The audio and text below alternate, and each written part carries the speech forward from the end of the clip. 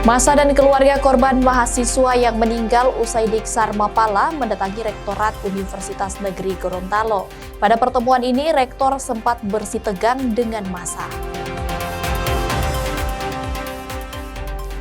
Ormas Grip Jaya Gorontalo memastikan tidak terlibat dalam sengketa lahan dengan pemerintah kota Gorontalo di lokasi pembangunan kampung nelayan. Sejumlah nelayan dikejar polisi di tengah laut yang kedapatan menangkap ikan dengan menggunakan bom di perairan Kabupaten Buton Tengah, Sulawesi Tenggara.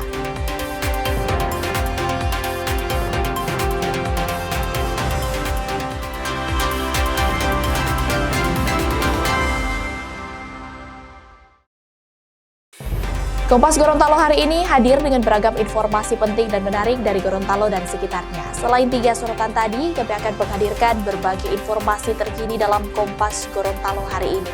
Bersama saya Puspasari, inilah Kompas Gorontalo selengkapnya di Kompas TV, independen terpercaya.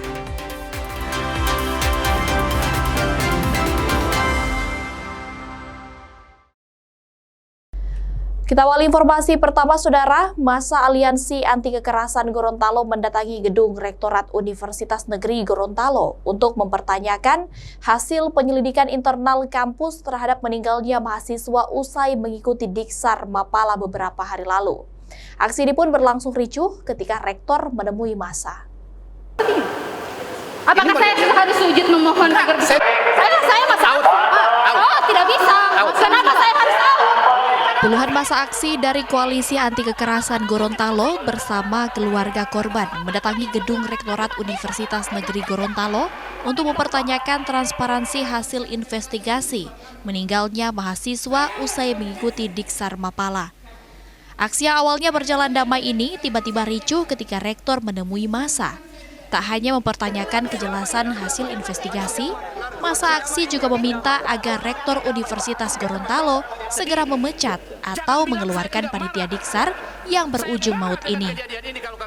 Massa aksi juga meminta agar pihak kampus kembali membentuk tim investigasi universitas dengan melibatkan keluarga korban. Mendesak Rektor untuk segera membentuk kembali tim investigasi, yang kemudian tim investigasi itu melibatkan pihak keluarga korban. Karena kami memandang hasil investigasi yang dikeluarkan oleh pihak Fakultas Ilmu Sosial kemarin itu terkesan tidak transparan karena tidak melibatkan pihak keluarga korban. Kami juga mendesak pihak Rektor untuk segera melakukan drop out terhadap seluruh panitia dan pengurus Mapala Butaya Nusa yang terlibat dalam prosesi kaderisasi di Mapala kemarin. Sementara itu, Rektor Universitas Negeri Gorontalo Edward Wolok bilang, Universitas Negeri Gorontalo hingga kini terus melakukan investigasi internal untuk mengungkap pelanggaran yang terjadi baik di tingkat panitia maupun pihak fakultas. Menetapkan itu harus ada dasarnya. Tetapi apakah saya tidak akan berikan sanksi? Saya akan berikan sanksi kepada siapapun yang bertanggung jawab akan ini. Tapi ada prosedur yang harus kita lewati. Tim investigasi fakultas kemarin itu sengaja dibentuk karena kegiatan ini basisnya di fakultas. Sehingga hasilnya itu menjadi salah satu dasar saya mengambil kebijakan termasuk memutuskan untuk membentuk tim investigasi di universitas. Rektor berkomitmen akan memberikan sanksi tegas kepada siapapun yang terbukti terlibat dan bertanggung jawab dalam kasus kematian mahasiswa setelah mengikuti Diksar Mapala ini dan akan melibatkan keluarga korban dalam proses investigasi. Tim Liputan, Kompas TV Gorontalo.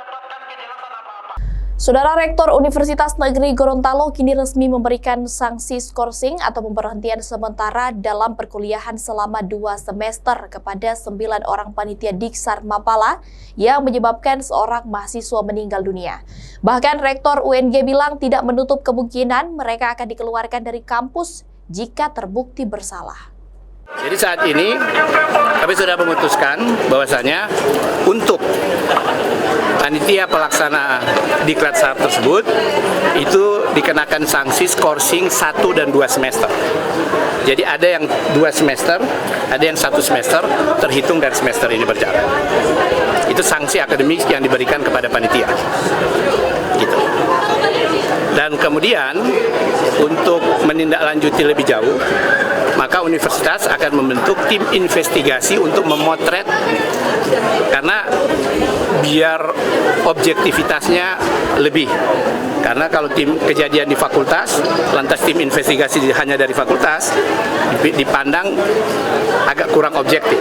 Sehingga ada tim investigasi dari tingkat universitas yang mungkin melibatkan lebih luas keanggotaan tim, termasuk perwakilan keluarga korban, sehingga kita bisa dapatkan hasil yang lebih baik, lebih objektif untuk pengambilan langkah selanjutnya. Saudara, puluhan pecinta alam Gorontalo menggelar aksi solidaritas menyalakan lilin di lapangan Taruna Gorontalo untuk mengenang mahasiswa Universitas Negeri Gorontalo yang meninggal usai mengikuti pendidikan dasar mahasiswa pecinta alam atau Diksar Mapala. Puluhan organisasi pecinta alam di Gorontalo menyalakan lilin dan doa bersama di lapangan Taruna Kota Gorontalo. Aksi ini pun berlangsung hikmat dan haru.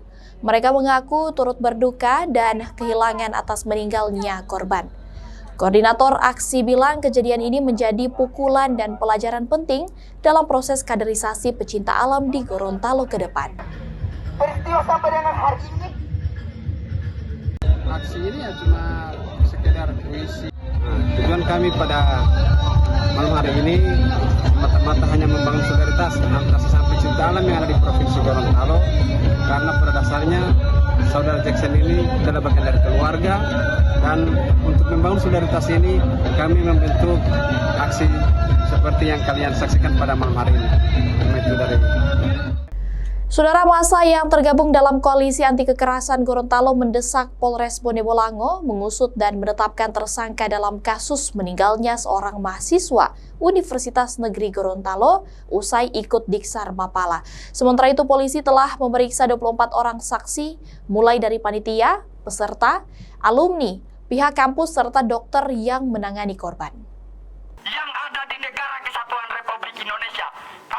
Kematian seorang mahasiswa Universitas Negeri Gorontalo usai mengikuti pendidikan dasar Mapala Fakultas Ilmu Sosial hingga kini belum menemui titik terang.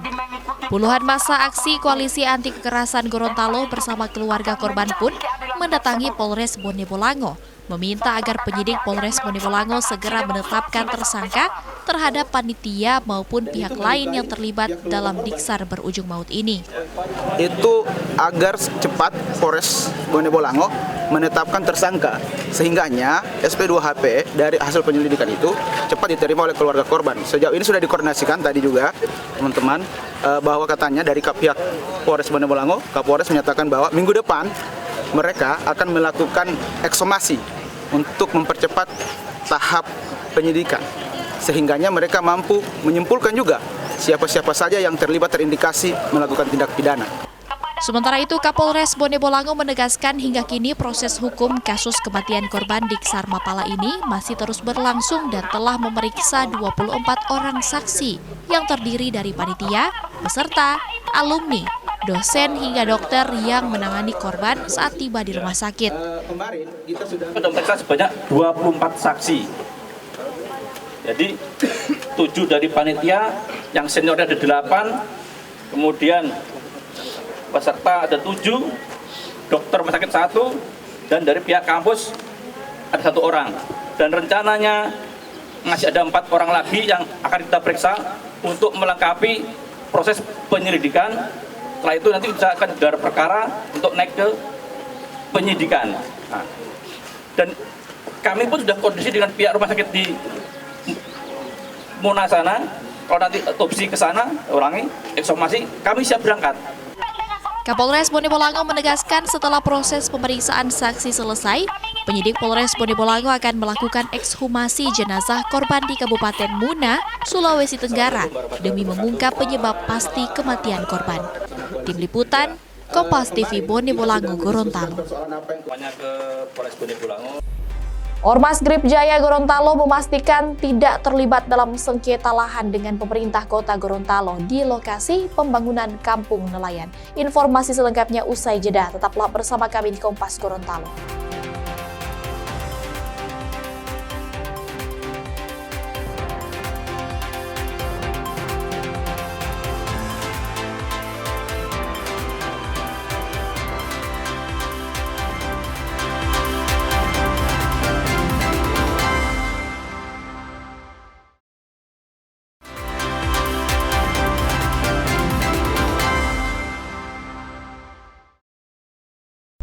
Terima kasih Anda masih bersama kami di Kompas Gorontalo. Saudara, seorang istri di kota Gorontalo melaporkan suaminya yang merupakan ASN ke polisi lantaran 2 tahun diduga selingkuh. Pelaku bahkan mengumbar perselingkuhannya di media sosial. Kuasa hukum korban bilang perselingkuhan ini terbongkar pada November 2024 saat istri memergoki keduanya sedang memeriksakan kehamilan di puskesmas. Tak hanya itu, kuasa hukum korban juga mengungkapkan adanya tindakan kekerasan dalam rumah tangga yang dialami korban dan anaknya. Anak korban sempat dipukul menggunakan sapu hingga mengalami luka lebam. Korban pun sempat diancam akan dimutilasi melalui pesan di aplikasi percakapan. Korban berharap Polresta Gorontalo Kota dapat segera menindaklanjuti laporan ini. Yang kami dapat kemarin dalam kronologinya ini berawal di tahun 2004 bahwa yang bersangkutan ini di bulan November itu kedapatan bersama dengan seorang yang diketahui ternyata janda di salah satu puskesmas di kota Gorontalo untuk memeriksakan kandungannya di bagian Kia. Setelah itu kami tanyakan, yang bersangkutan ternyata hanya teman menemani saja, dan pada saat bulan Agustus kemarin ternyata hubungan itu makin intens dan sudah ada di sosial media, bisa dilihat mereka selalu bersama, mandi bersama, di hotel bersama, maupun jogging-jogging pun bersama. Bahkan yang terakhir itu nonton konser TIP-X kemarin malam. Berarti ini sudah terang-terangan? Sudah terang-terangan. Tapi kalau sampai sekarang statusnya belum dicapai? Statusnya masih suami istri yang sah hingga saat ini. Masih tinggal serumah? Masih. Dan yang bersangkutan merupakan aparatur sipil negara di kota Gorontalo. Saudara, organisasi massa atau Ormas Grip Jaya memastikan tidak terkait dengan kejadian Wali Kota Gorontalo bersitegang dengan warga terkait pembangunan kampung nelayan beberapa waktu lalu. Menurut mereka, kejadian ini murni persoalan antara ahli waris tanah dan pemerintah kota Gorontalo. Anda sebagai wali kota. Beberapa hari lalu, Wali Kota Gorontalo sempat bersitegang dengan sejumlah kelompok warga yang diduga menghalangi pekerjaan proyek pembangunan kampung nelayan. Wali Kota bahkan sempat adu mulut dengan warga yang mengaku sebagai pemilik lahan. Muhammad Sidiki, salah satu anggota Grip Jaya yang juga diberikan kuasa oleh ahli waris, menegaskan kejadian saat itu tidak berkaitan dengan organisasi Grip Jaya. Namun kehadiran Muhammad Sidiki murni sebagai pendamping ahli waris tanah di lokasi proyek yang hendak menuntut keadilan.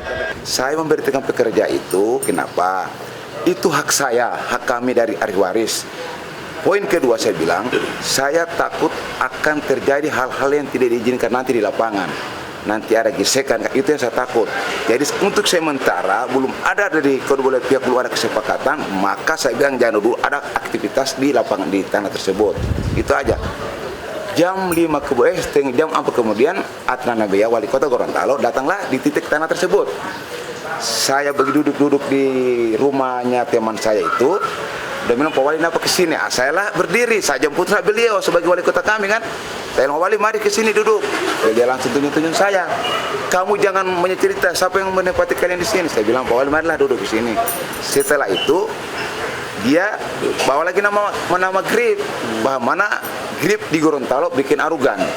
Mohon maaf ya, saya kebetulan waktu pakai atribut Grip, tapi tidak pernah saya membawa nama Grip. Cuma saya sebagai ahli waris dengan diberikan kuasa, ya sewajibnya saya turun mewakili dari pemilik tanah, begitu Pak. Meski sempat memanas, kedua belah pihak ini kini telah berdamai. Namun pendamping ahli waris menegaskan proses gugatan akan tetap dilanjutkan. Sementara, proses pengerjaan proyek nasional Kampung Nelayan di Kota Gorontalo ini pun masih tetap berjalan hingga adanya putusan dari pengadilan. Tim Liputan, Kompas TV Gorontalo. Saudara, Kodam 14 Hasanuddin membagikan 1.000 paket sembako kepada warga di Kecamatan Manggala, Kota Makassar, Sulawesi Selatan dalam rangka memperingati ulang tahun ke-80 Tentara Nasional Indonesia. Pembagian sembako yang berisi beras, gula, terigu, dan minyak goreng ini diberikan secara simbolis kepada warga yang membutuhkan, baik dari warga disabilitas hingga warga yang kekurangan. Tidak hanya itu, berbagai kegiatan pun sudah dilakukan oleh TNI Angkatan Darat, seperti cek kesehatan gratis hingga operasi bibir sumbing. Hal ini pun sebagai bentuk perhatian dari TNI, khususnya Angkatan Darat, kepada masyarakat. Jadi kegiatannya sudah dilakukan di berbagai daerah. Kemarin juga Angkatan Laut yang terbaru di Selayar, Angkatan Udara juga sudah melakukan hal yang sama. Dan ini adalah kami bertiga, di mana TNI di sini kita menggelar aksi bakti sosial dalam rangka pembagian sembako, dan ini secara simbolis di sini kurang lebih ada 1.000 paket. Tapi ya untuk hari ini kami bagi 4.500 paket yang kita bagikan pada masyarakat. Ini adalah kelanjutan dalam rangka sama-sama mensyukuri, menikmati atas lahirnya TNI pada 5 Oktober, dan kami berbagi kebahagiaan kami dengan masyarakat. Sejumlah nelayan dikejar polisi di tengah laut yang kedapatan menangkap ikan dengan menggunakan bom di perairan Kabupaten Buton Tengah, Sulawesi Tenggara. Kompas Gorontalo akan kembali sesaat lagi.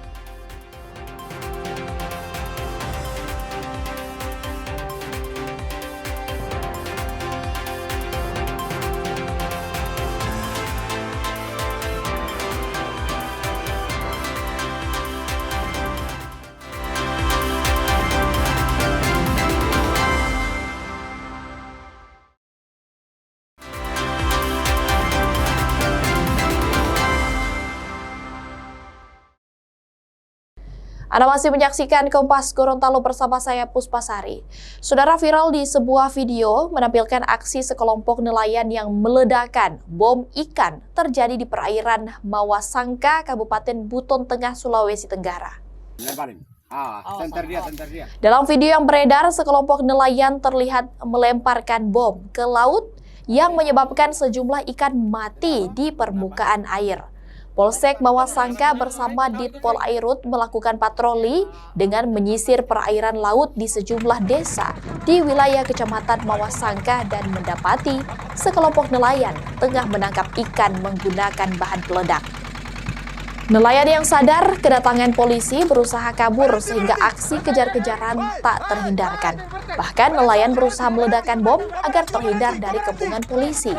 Pelaku berhasil kabur dengan melintasi area rumput laut hingga perahu bermesin yang digunakan polisi terjebak lantaran baling-baling perahu terlilit tali pengikat rumput laut.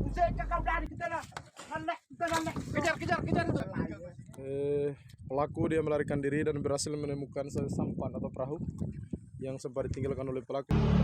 Kami melaksanakan kegiatan patroli bersama dengan Direktorat Polair dan pemerintah desa Waburense. Kami menemukan adanya penyalahgunaan bahan peledak, yaitu berupa bom ikan yang terletak di sekitar desa Kanapanapa, Kecamatan Mawasangka. Kami melakukan upaya penegakan hukum, namun tersangka tidak sempat kami temukan. Namun yang kami temukan sisa sampan dan beberapa alat snorkeling yang digunakan oleh tersangka, dan tersangka sempat masuk ke dalam hutan bakau. Saudara, seorang pria berusia 47 tahun ditangkap tim Reskrim Polres Maros, Sulawesi Selatan usai membakar 3 masjid di lokasi berbeda. Saat menjalankan aksinya dini hari, pelaku terekam kamera masjid. Setelah jadi incaran polisi usai membakar 3 masjid di Kabupaten Maros, Pangkep, dan Kota Makassar, pelaku yang merupakan sopir ini akhirnya ditangkap. Di hadapan polisi, pelaku mengaku melakukan pengerusakan dan pembakaran lantaran tidak menginginkan jika perempuan beribadah di masjid. Selain itu, pelaku juga diketahui telah melakukan aksi pembakaran Masjid Mujahidin di wilayah Sudiang, Biringkanaya, Kota Makassar. Selain itu, polisi juga menyita sejumlah barang bukti yang digunakan pelaku saat beraksi. Saat ini, polisi juga masih terus melakukan pemeriksaan, termasuk memastikan kondisi kejiwaan pada pelaku. Bahwa yang bersangkutan tidak menginginkan perempuan melaksanakan ibadah di masjid. Apakah pelaku ini terafiliasi dengan kelompok tertentu, Pak? Ajaran tertentu atau gimana? Kalau hal tersebut kami tidak terlalu mendalami tersebut karena kami hanya melakukan pendalaman di proses perbuatan pidananya. Terus apa yang mendasari kemudian sampai dia melarang perempuan sholat di masjid? Jadi itu adalah kepahaman dari yang bersangkutan. Gitu. Itu terkait dengan mungkin ada pemahaman-pemahaman yang menganggap itu dirinya benar, tapi bertentangan dengan apa yang telah ditentukan di negara Indonesia. Saudara, seorang pria di Kabupaten Goa, Sulawesi Selatan yang menggunakan seragam polisi nyaris diamuk warga lantaran mengancam pengendara motor dengan pistol. Setelah terdesak dan nyaris diamuk warga, pria yang mengenakan seragam polisi ini mengaku polisi gadungan. Pistol yang digunakan untuk mengancam pengendara lain merupakan korek api. Menurut warga, polisi gadungan tersebut meneriaki seorang pengendara dengan kata-kata kasar. Polisi yang menerima laporan warga langsung mendatangi lokasi dan menangkap pelaku dengan pistol korek apinya sebagai barang bukti. Di hadapan polisi, pelaku mengaku sebagai seorang security dan berjaga di salah satu perumahan di Kecamatan Palangga, Kabupaten Goa. Setelah kami amankan, kami bawa ke kantor. Senjata ini kami periksa dan ternyata benda yang menyerupai senjata api tersebut adalah senjata mainan atau yang biasa digunakan sebagai korek api. Terus pelaku sendiri pekerjaannya apa? Pelaku atau AK kesehariannya bekerja sebagai security satuan pengamanan di salah satu perumahan di Kecamatan Palangga. Terus kelanjutannya gimana nih AK ini? Setelah kami periksa interogasi terhadap AK, kemudian sampai saat ini karena belum ada masyarakat yang melaporkan atas kejadian tersebut, sehingga AK saat ini kami pulangkan atau wajib laporkan. Saudara, upaya penangkapan pelaku pembusuran di Kabupaten Goa, Sulawesi Selatan berlangsung dramatis. Para pelaku yang akan ditangkap di jalan berhasil kabur menggunakan sepeda motor. Polisi terus mengejar pelaku yang kabur menggunakan sepeda motor, bahkan nyaris terjadi kecelakaan. Polisi akhirnya menemukan tempat persembunyian pelaku dan menemukan puluhan anak panah, 4 buah ketapel, 1 buah golok, serta 4 unit sepeda yang sebelumnya digunakan oleh para pelaku. Dari penggeledahan ini, polisi menangkap 12 orang pelaku dan 8 diantaranya dijadikan tersangka dengan 1 pelaku anak di bawah umur. Pengungkapan ini berkat laporan warga yang menjadi korban maraknya aksi penyerangan menggunakan anak panah. Pada malam itu juga berhasil mengamankan 12 orang terduga pelaku. Dari 12 orang terduga pelaku tersebut, 8 orang saat ini sudah kami tetapkan sebagai tersangka. Jadi dari 12 orang yang kami amankan, kemudian Kasat Reskrim melakukan pemfaktaan di lapangan, akhirnya 8 orang kami tetapkan menjadi tersangka. Dari ke-8 orang tersebut, 1 orang tersangka adalah anak di bawah umur. Saudara, informasi tadi sekaligus mengakhiri perjumpaan kita dalam program Kompas Gorontalo hari ini. Setelah ini Anda akan terhubung dengan Kompas TV Jakarta. Dan Anda juga bisa menyimak video tayangan kami di kompas.tv atau menyaksikan siaran langsung via streaming di kompas.tv/live. Wakil yang bertugas, saya Puspasari, pamit undur diri dari hadapan Anda. Tetap saksikan rangkaian program berita di Kompas TV, independen terpercaya.